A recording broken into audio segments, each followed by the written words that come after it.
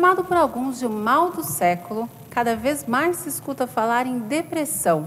Mas será que a gente sabe o que é essa tal de depressão? Existe um indivíduo que vai desenvolver a depressão por fator físico, genético ou do meio que ele vive? Ele tem mais propensão do que uma outra pessoa? Existe tratamento? A gente pode falar em cura? Qual o papel da família? Para falar sobre isso, o Câmara em Pauta recebe hoje 2 convidados. O Dr. Manuel Camilo Calderaro Palandri, que é médico psiquiatra. A gente agradece à Prefeitura de Guarulhos pela presença do Dr. Manuel. E a gente recebe também o Antônio Batista, que é voluntário do CVV, o Centro de Valorização da Vida, que você vai saber daqui um pouquinho o que é. Dr. Manuel, obrigada pela sua presença. Obrigado. A gente agradece também o Antônio pela presença. A gente vai tentar entender aqui, começar esse bate-papo tentando entender o que é depressão. Porque parece que ficou muito simples falar, né? Ah, eu estou deprimido, eu sou depressivo. Mas, na verdade, o que é que caracteriza a depressão, doutor Manuel? Então, eu queria começar agradecendo o convite de estar aqui podendo falar sobre um tema tão importante quanto a depressão e tentar ajudar as pessoas a entender mais e a saber o que fazer caso se encontre com ela no dia a dia da vida. Assim, você falou que a depressão é o mal do século, né? A gente costuma falar na psiquiatria que o século XIX foi o século da ansiedade, da angústia. O século XX foi o século da depressão. Nós ainda estamos com um restolho do século XX atuando. Então, cabe realmente falar que o século XX é o século da depressão, o século XXI, né? Me corrigir e falar, não é o mal do século. Quase fiquei feliz. Eu acho que é. Quer dizer, arrasta, né? Mas, assim, há bastante tempo a gente já está preocupado com a questão da depressão. Não é hoje, né? E atualmente, a gente considera a depressão uma doença sistêmica, né? Uma doença que atinge vários sistemas do corpo, né? Órgãos, quer dizer, ela atinge a parte intelectual, ela diminui o rendimento, ela identifica a pessoa, ela atinge a parte hormonal, né? Ela pode descompensar quadros de hormonais, ela atinge o sistema imunológico, ela pode causar baixa resistência, né? Entre outros, né? Quer dizer, então, a depressão hoje é um quadro grave que tem que ser considerado com esse respeito, né? Então, assim, e o primeiro passo é diferenciar o que é tristeza do que é depressão, né? Então, e como é que a gente diferencia isso, doutor? Tem um tempo? Ficou triste por um tempo? Está deprimido? Como é que é isso? Eu acho que, assim, geralmente há um fator que predispõe a um gatilho, né? Quer dizer, e há um tempo menor na tristeza. E a intensidade também é menor, né? Ficar triste faz parte do repertório do ser humano, de sentimentos do ser humano, né? Só que hoje as pessoas estão buscando evitar ao máximo o sofrimento, né? A gente fala que a sociedade está hedonista, ela busca o prazer a qualquer custo, né? E ela recusa entrar em contato com qualquer tipo de sofrimento, né? Na vinda para cá eu estava conversando sobre... Esqueci o seu nome. A Sandra, né? Com a Sandra, da Secretaria de Saúde. E estava falando que há alguns anos atrás, quando as pessoas entravam em luto, né? Ou por perda de uma pessoa querida, ou perda de um emprego, ou perda de uma situação qualquer que fosse importante, nós não medicávamos a pessoa que estava em luto, né? Hoje a primeira coisa que eles fazem é correr para o consultório, né? Remédio para acabar com a tristeza. Então, assim, está difícil a pessoa encarar um pouco de frente a tristeza, né? Então, assim, isso também precisa começar a pensar. A depressão não, a depressão incapacita, imobiliza, né? Se você for para a classificação internacional da doença, é engraçado, cada década muda o jeito de classificar a depressão. Então, nós vamos falar da última, que eu nem gosto tanto, mas é o que existe. Hoje existem a depressão leve, moderada, grave e grave com sintomas psicóticos, né? Então, assim, ninguém já começa grave com sintomas psicóticos. Certo. Né? Dificilmente. E também nós temos que diferenciar, assim, a depressão não aparece só isolada, né? Existe a depressão da psicose, existe a depressão da drogadição. Quer dizer, ela é um componente em vários quadros psiquiátricos, né? A depressão, a mesma depressão, a depressão pura, é meio difícil de achar. Ela é sempre ansiosa, fóbica, né? Alguma coisa acontece... Sim.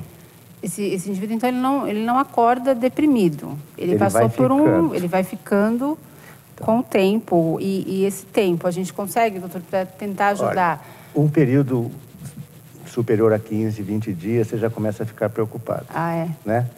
Quer dizer, não estou falando do luto, né? O luto dura 8 meses, 6 meses. Maior. Normalmente. Mas uma tristeza né? qualquer tristeza, por esse período... Né? Dizer, mas também não é assim, uma tristeza... A depressão, a pessoa vai perdendo o colorido da vida, né? É como se a vida fosse ficando acinzentada. Então não deixa de fazer as coisas que gosta, né? O apetite muda, ou come muito ou não come nada. O sono muda, ou dorme muito ou não dorme nada, né? Começa a se isolar, começa a descuidar até da própria higiene corporal e vai evoluindo. É o conjunto de alteração de vários aspectos da vida que antes eram normais para aquela pessoa, e aí ela muda esse comportamento. Muda o comportamento. O Antônio está ali do lado e está concordando com o que o doutor tem falado aqui. O Antônio que trabalha, é voluntário, na verdade, no CVV, o Centro de Valorização da Vida, que é uma instituição que recebe ligações, é isso, Antônio, de pessoas que se dizem muitas vezes tristes, deprimidas, que ligam para lá para contar para vocês como é que está a vida, é isso? Queria agradecer a oportunidade de estar aqui com vocês, estar aqui com o doutor, e falar um pouquinho, sim, do nosso trabalho. Como ele falou, a depressão foi o mal do século XX, né? E a depressão é um dos catalisadores para a pessoa pensar em desistir da vida. Né? Então, quando ela começa a se isolar, são sintomas. Falar em desesperança, não fazer projetos de vida, como se a vida estivesse passando em preto e branco, não mais com colorido, são sinais que a pessoa pode estar dando e pode levar ela a pensar em desistir da vida. Aí o CVV surgiu em 62 com esse objetivo, né? Que as pessoas encontrassem um local onde ela pudesse falar dos seus sentimentos, de tristeza. Você elaborar um sentimento, você se esvazia, você se prepara para ter novos sentimentos. Porque a vida é feita de alterações, de mudanças, de perdas, conquistas. E como isso afeta o nosso interior, é muito importante a gente ter acesso a isso. E poder falar com isso, essa é a essência do nosso trabalho. Oferecer alguém com quem falar, num clima de acolhimento, compreensão, sem julgamento, sem crítica, nem qualquer tipo de condenação. Né? Preserva-se aquele ambiente entre o voluntário e a pessoa que está nos comunicando, e ela pode sentir à vontade, ela pode ser ela mesma naquele instante e falar do que está incomodando. Isso às vezes por telefone, no 141, ou através do chat, pode ser feito, pois o jovem no nosso país, o doutor pode talvez nos ajudar nisso, o jovem está morrendo pela opção pelo suicídio. Hoje é um dos níveis que mais cresce. Saiu um relatório a semana passada do Ministério da Saúde, jovens de 15 a 35 anos não estão tendo espaço para falar dos seus sentimentos, das suas angústias, das suas amarguras, mesmo com tanta facilidade de comunicação que nós temos hoje. E o CVV se coloca exatamente nesse ponto. Como o serviço é 24 horas, né, a pessoa pode ligar a qualquer momento. De repente ela se reestruturou, pode pedir ajuda para o doutor, que vai cuidar da pessoa com muito carinho em relação se tiver algum processo com ela. Doutor, quando a gente fala, o senhor falou de 4 estágios, né, da depressão. 4 tipos de classificação no Código Internacional da Dor. Certo. A pessoa que liga para o CVV, a pessoa que procura ajuda, não é a pessoa que já está lá naquele último grau. Não, essa pessoa já não busca mais. Dificilmente uma pessoa com depressão grave, com sintomas psicóticos, estaria ligando para o CVV, eu acredito. Né? Então, a gente precisa, desculpa, Antônio, a família, as pessoas que estão em volta, prestar atenção nos sinais, porque quando chega naquele momento já é difícil ter o que fazer, é isso? Então, é preciso prestar atenção naquela pessoa que, de repente, está dentro do quarto o dia todo, que não quer mais sair, que mudou o comportamento. Qual o papel da família? Como é que a família pode ajudar? E, às vezes, quando a gente fala em família, a gente está falando de um irmão, a gente está falando de um sobrinho, sem ser invasivo, né? Porque você fica com aquele receio. Como é que eu vou chegar na pessoa e falar assim, olha, você não tem motivo para estar assim. É assim que a gente tem que chegar? Como é que a gente faz para chegar nessa pessoa, para alcançar essa pessoa? Então, primeiro eu acho que ter essa sensibilidade de detectar esse momento dessa pessoa, né? E convencê-la a ir procurar ajuda especializada, né? Guarulhos tem uma rede de equipes de saúde mental em UBS, de CAPES, né? Tem um pronto-socorro, tem projeto TEAC, Guarulhos tem vários equipamentos de saúde que estão preparados para tratar da depressão, desde a mais simples até a mais grave nos CAPES, né? Você sabe o que é CAPES, não? Eu já fui ao CAPES Tear, a gente fez uma matéria, mas se quiser explicar para a gente exatamente. CAPES são como se Antigamente a gente chamava de hospital dia, né?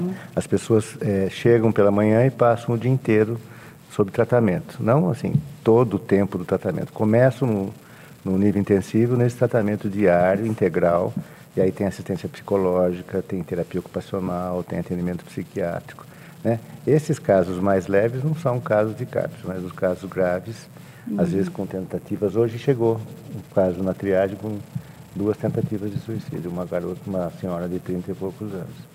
Então, assim, eu acho que isso é o papel da família, dar apoio, né? Não adianta ela cobrar que a pessoa reaja, né? Propor que a pessoa viaje, né? Propor que a pessoa faça...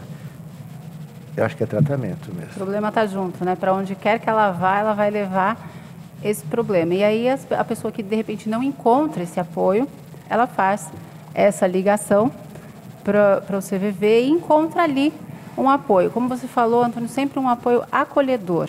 Para quem está assistindo a gente, está se vendo nessa situação e, de repente, tem vergonha de ligar, tem receio, poxa, mas eu vou ligar, eu vou abrir minha vida, como é que eu vou fazer isso? É sigiloso, quem está ali, acho que uma coisa muito bacana que você falou, quem está ali não está para julgar. Você não vai julgar a pessoa ou ter essa atitude que o doutor falou que realmente não tenha. Poxa, mas peraí, o que está de errado na sua vida? Mas você tem um trabalho, você tem uma família e está assim porque levanta, abre essa janela, sai daí. A postura nunca vai ser essa. Pode ligar sem essa preocupação de ser julgado? Sim. Toda e qualquer pessoa que sentiu a necessidade de comunicar algo que está acontecendo com ela, pode entrar em contato com o CVV. Nós não fazemos nenhum tipo de diagnóstico. Então, inclusive, é até difícil determinar que ponto a pessoa está no momento da vida dela. Então, todas as pessoas são valorizadas da mesma forma. Ela pode ligar sem se identificar, ela não precisa nem comunicar o nome. Antônio, deixa eu te fazer uma pergunta, desculpa te interromper. Então, em nenhum momento você vai dizer assim para a pessoa, escuta, você não está deprimido, você está triste. Peraí, vamos... Não precisa ligar com essa... Aquele momento que ela entra em contato com o voluntário está à disposição dessa pessoa a que ela converse, que ela se esvazie, talvez o que levou ela a procurar alguém que ela não conhece, de repente comunicar algo que ela não tem oportunidade à sua volta de comunicar. Então, qualquer que seja a situação que a pessoa apresenta, ela é valorizada e é dada a mesma importância. Não existe uma qualificação do momento da pessoa, porque a gente não sabe. E às vezes nem a própria pessoa sabe o que momento ela está. Ela está sofrendo. Entendi. E ela quer se aliviar daquele sofrimento. Então o CVV ele se coloca nesse ponto de, vamos dizer, desse momento, como ele é 24 horas o serviço, a pessoa não precisa identificar, liga quantas vezes quiser, né? Terminou o contato dessa pessoa com o voluntário, é como, pronto, é outra ligação que pode acontecer. E, de repente, nesse momento que ela recebe esse apoio, que nós chamamos de apoio emocional, pela nossa experiência, ela pode até ganhar forças para pedir ajuda a um psiquiatra, ajuda médica, para tentar resolver as dificuldades que ela está passando. Entendi. No consultório, desculpa, doutor, pode falar. O importante é lembrar, assim, a Secretaria de Saúde tem esse equipamento, né? Evidentemente que ele não vai dar conta de todos os casos, lógico, não vamos ser inocentes nesse sentido. Mas existe, sim, uma ampla disponibilidade de atendimento psicoterápico. Os remédios todos também podem ser fornecidos, o antidepressivo, estabilizador do humor, ansiolítico, o que for preciso para o tratamento a gente tem disponibilizado na Secretaria. Certo. Né? Evidentemente que não vai cobrir tudo. Né? A gente tem até dados que dizem, não é, doutor, que a gente tem o próprio investimento de 2004 para cá, não estou falando da cidade, falando do país de modo geral, a verba da saúde, para a saúde mental ou psíquica, não sei como é que a gente deve chamar aqui, mental. Ela baixou de 6,4 para 1,8. Então, e a demanda cresce, né? A gente tem aí uma classificação de cerca de 10% da população brasileira que já admitiu que em algum momento da vida ou que tem depressão. 10 a 15. 10 a 15%, então mais ainda do que a gente citou aqui. Então, ainda que se faça tudo o que está sendo feito, não é a gente está aquém do que precisa. E eu acho por isso importante esses outros recursos que não são psicoterápicos, propriamente dito, mas tem um fundo psicoterápico. Na terapia também, né? A privacidade está garantida, o anonimato está garantido, quer dizer, tem fundamentos que parecem com a psicoterapia, né? Claro, estava falando em números, né? Eu li recentemente um estudo da Unicamp que mais de 30 milhões de brasileiros já tiveram pensamentos em desistir da vida. Pensamento, não tentativa, né? Mais de 30 milhões de brasileiros. Um estudo recente da Unicamp. E o CVV é uma pessoa que ela coloca uma pessoa que se prepara, né? Todos nós passamos por um treinamento, eu sou um voluntário plantonista, e como desenvolver essa conversa, né? Que você está atento aos sentimentos da pessoa, quer dizer, os significados daquele momento que ela está passando. Como você disse, sem nenhuma crítica, sem nenhum julgamento. A gente propõe criar um ambiente que a pessoa esteja como ela esteja, né? Ela não tem que obedecer nenhum formato. Se ela estiver com raiva, ela vai falar da sua raiva.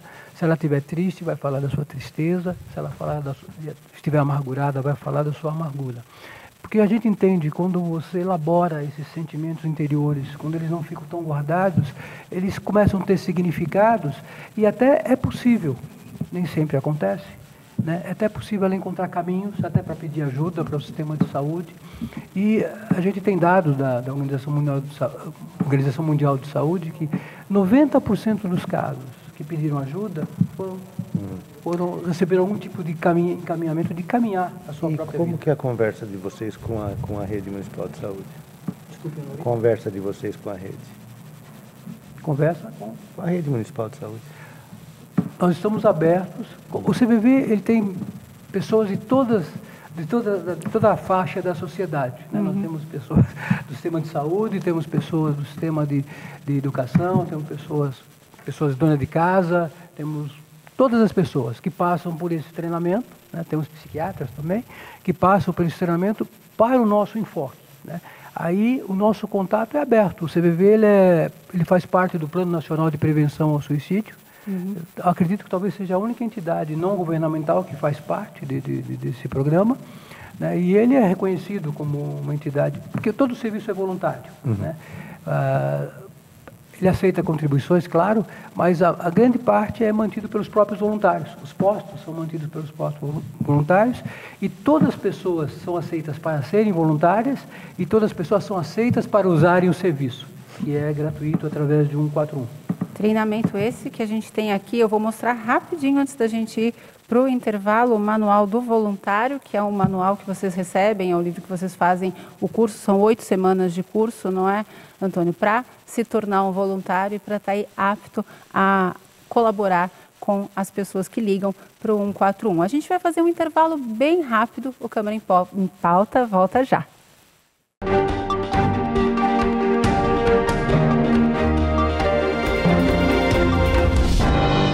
Queria parabenizar a TV Câmara, parabenizar aqui o presidente e todos os vereadores pelo trabalho que vem sendo feito e espero que vocês possam continuar contribuindo cada vez mais para levar informação à nossa população e permitir que o cidadão possa participar, dando opiniões, sugestões e ajudando a construir a cidade. E parabéns pela qualidade, porque eu estava dizendo agora há pouco, vez ou outra estou por aí no trânsito, às vezes até fora de Guarulhos, e aí ligo o celular pela internet, sintonizo, acompanho. Então, a gente fica feliz quando vê essas coisas, porque significa que esse esforço que vocês estão fazendo aqui, tem muita gente que vocês nem estão sabendo, mas que estão do outro lado, acompanhando para e passo tudo que acontece no Legislativo e tudo que acontece na cidade. Parabéns, sucesso e já nasceu bem.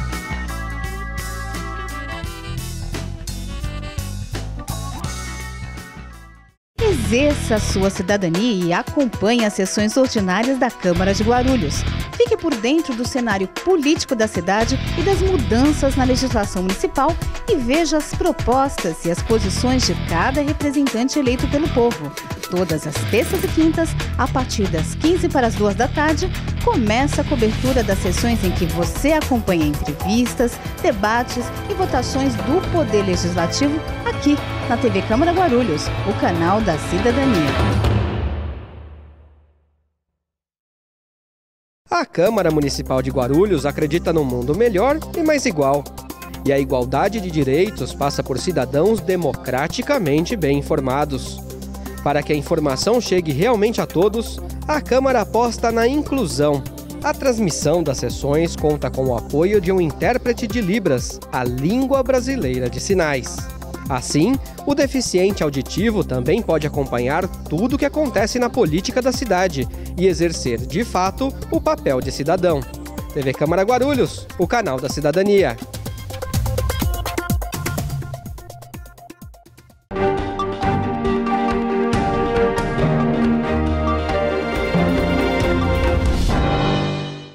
De volta com o Câmara em Pauta, a gente fala hoje sobre depressão. A gente está aqui com dois convidados, o Dr. Manuel Camilo Calderaro Palandri, que é médico psiquiatra, e também com o Antônio Batista, que é do CVV, voluntário do Centro de Valorização da Vida. A gente já conversou no primeiro bloco, conversou um pouco sobre depressão, tentou entender isso aqui, falou um pouco da banalização do sentimento, que as pessoas, né, não estão mais tristes, estão sempre deprimidas. Mas e o preconceito, doutor? O senhor que é psiquiatra deve lidar bastante, não o senhor, a sua pessoa, com o preconceito, mas as pessoas... Até a minha pessoa. Ah, o senhor também. Até o psiquiatra entra nesse bolo aí. As pessoas ainda têm, doutor, esse preconceito de ir ao psiquiatra, de tomar remédio? Infelizmente, muito. Né? Eu não trabalho especificamente com depressão, né? Eu trabalho com psicose mais do que com estados depressivos, né? Assim, esqueci de falar que a depressão também faz parte do espectro bipolar, que é outro modismo hoje, né? Né? Todo mundo é bipolar. Todo mundo, né? Ah, hoje eu estou bipolar. Existe um orgulho, né, de ser bipolar? É bom ser bipolar, Às doutor? vezes eu não entendo o que eles querem dizer com esse bipolar. Não é legal ser Não, bipolar, é melhor parar de não. falar isso. Se eles soubessem o que é ser bipolar, eles nunca falariam que estão bipolar, né? Bipolar é um outro transtorno grave. Quem tem depressão necessariamente tem bipolaridade, ou um vai levar o outro? Não. A depressão está presente nos 3 tipos de bipolar, que são 3 tipos clássicos.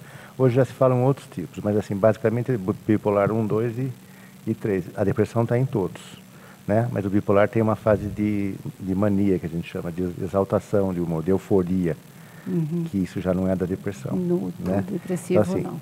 O preconceito existe e é extremamente prejudicial ao portador da depressão, a pessoa que está sofrendo depressão.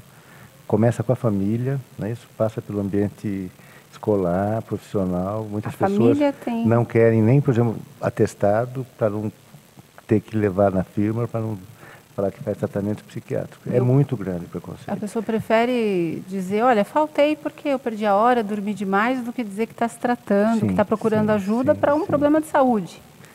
Eu faço lá no CAPES um trabalho de um jornalzinho com os nossos usuários. Né? E assim, o relato de preconceito é permanente e é constante em todos. Né? De exclusão, de negligenciar, de desvalorizar. Né?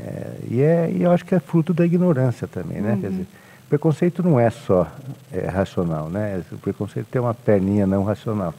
Mas quanto mais informação eu puder passar para as pessoas, eu começo a poder trabalhar um pouco o preconceito. Um pouco. Né? Eu acho que a questão é mais embaixo. Mas o senhor acha que a própria pessoa que está naquela situação, ela tem preconceito? Porque ela não quer contar? Isso é uma forma de preconceito? Ela não quer contar? Eu não chamaria de preconceito, ela tem uma resistência. Resistência a procurar o serviço, resistência a fazer uso da medicação. Aliás, o que mais atrapalha hoje o tratamento é essa resistência. Porque assim, a resposta ao tratamento, em 70% dos casos, ela é muito rápida. Hoje os antidepressivos são bem rápidos. Tratamento com medicamento. Isso. Então, em 10 a 15 dias, ela já está, vamos dizer, 70% melhorada. E ela acha que curou da gripe. Entendi. Né? E aí ela abandona o tratamento e volta daqui a 3 meses com outra recaída. E cada recaída vai sendo pior. Então, aí ela abandona o tratamento, e ela tem uma recaída. Então, a gente pode dizer que a depressão ela não tem cura? Ou ela tem cura? Porque ele vai tomar remédio por um tempo. E aí, estou bem, não preciso mais desse remédio. Largou o remédio, caiu. Ele vai ter que tomar um remédio para o resto da vida, doutor? A tendência hoje é cada vez mais alongar o tempo do uso do remédio. Alongar. Né? Hoje se fala em 2, 3, 5 anos. E tem quem fale na vida inteira. Eu, particularmente, não concordo com essa postura. Da vida inteira, não? Não. Eu acho que assim... Eu sou até meio radical, 8 meses, 1 ano, e a gente começa, se tiver tudo bem, o desmame e observa. E quando a gente tira o remédio? Agora, isso com terapia, né? Então, sem tira terapia, o remédio o candidato... e fica em casa sem fazer nada? Não. Aí eu não tiraria o remédio, não. Eu iria mais longe com o remédio. Então, o remédio, ele precisa, sozinho, a gente pode dizer que ele não dá conta? Não dá conta. precisa de terapia. Ele pode tornar a pessoa socialmente produtiva, ela volta a fazer tudo o que ela fazia, mas ela não volta a ser o que ela era, né? Quer dizer, assim, a ter o rendimento que ela tinha.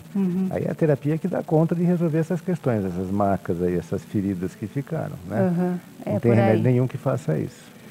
Antônio já recebeu alguma ligação de alguém que disse assim, olha, eu tomo remédio e não está resolvendo, a pessoa... Você tem essa história de alguém que são 15 anos, né? Uma vez por semana, 4h30 da sua semana, você está lá no CVV. Deve ter muita história, né, para contar. E aí, como é que é essa relação da pessoa que liga com o remédio, e procurar ajuda, com as terapias alternativas? Não sei se a gente pode chamar assim. As pessoas ligam pelos mais diversos motivos. Não dá para classificar um motivo específico. Pessoas que tomam remédio, pessoas que não tomam.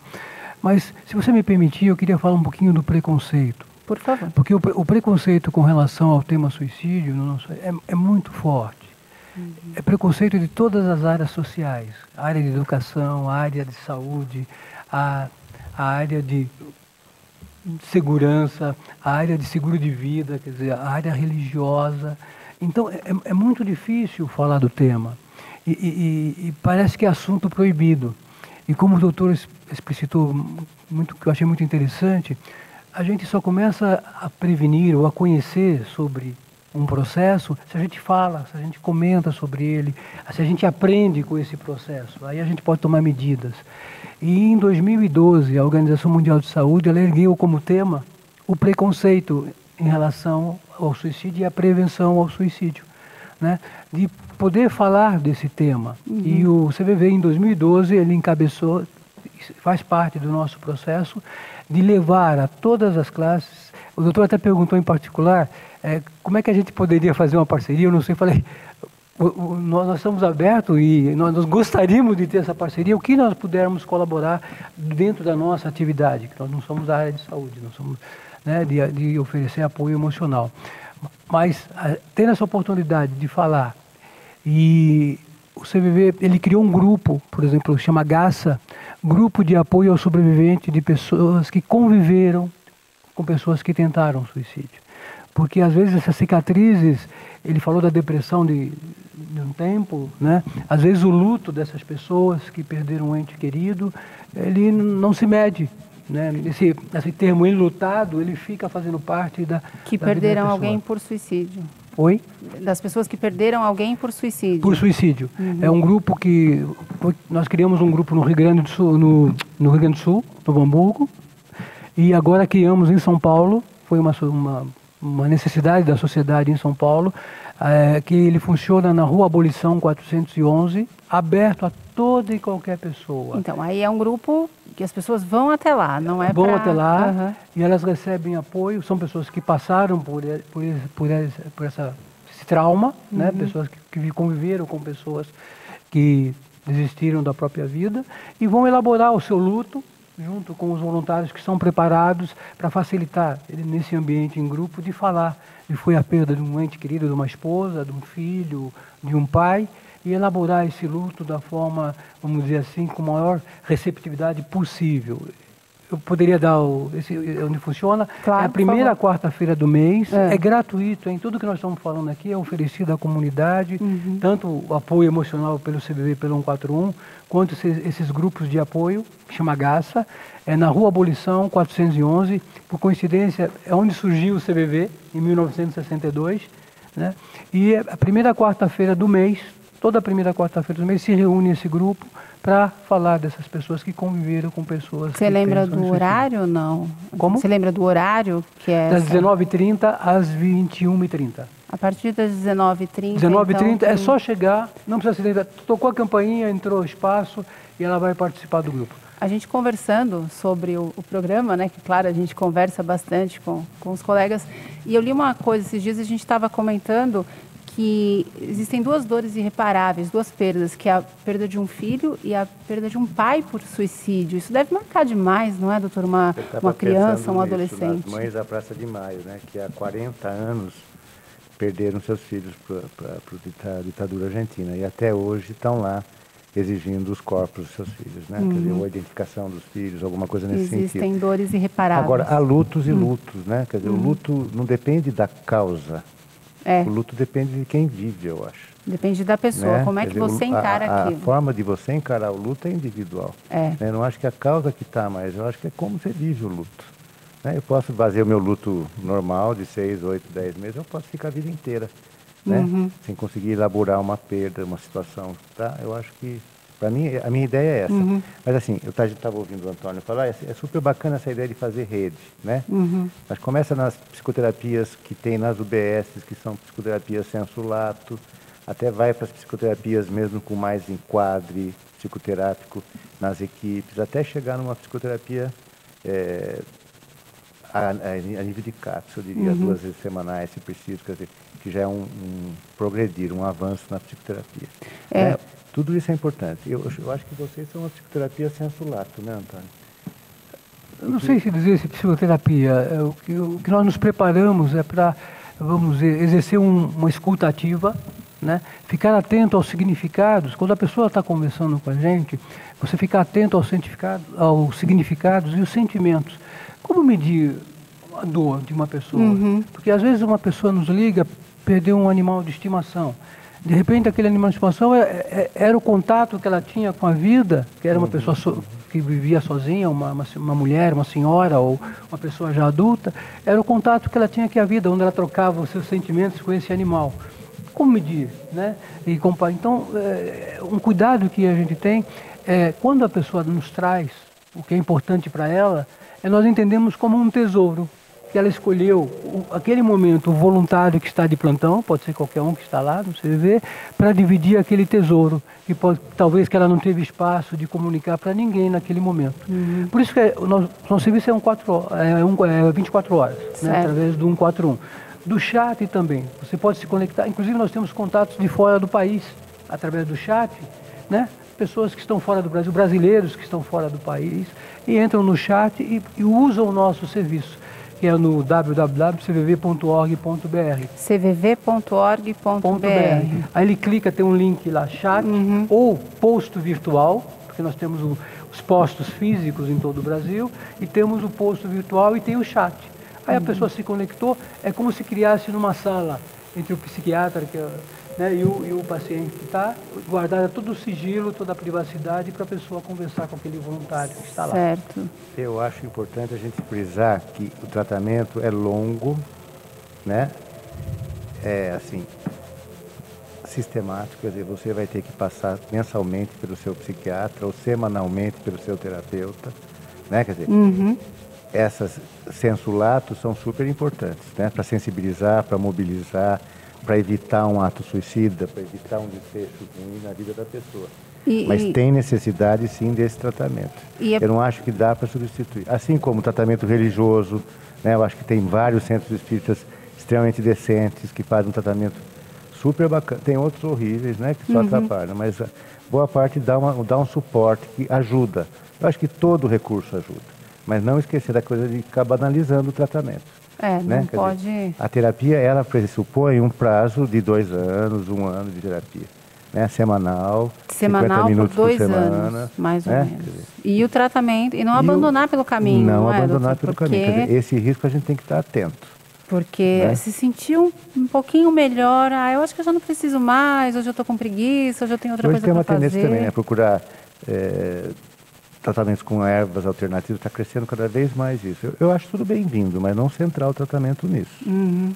Né? Depressão é um caso eu sério. Ouvindo aqui, fico muito satisfeita então, assim, em ouvir um psiquiatra falando dessas coisas todas, porque as pessoas têm essa impressão, eu vou ter que tomar o remédio, é só o remédio? Imagina, uma pessoa que entende dos medicamentos, né, Antônio, falando, olha, é importante falar com o outro, é bacana ligar no CVV, é importante procurar uma religião que te acolha, uma terapia que alternativa, floral, qualquer coisa. Como que não dá para coadjuvante. Né? Coadjuvante, sempre com um acompanhamento médico especializado. Não dá para não é só pensar em suicídio, né? Suicídio é um desfecho, o pior desfecho possível.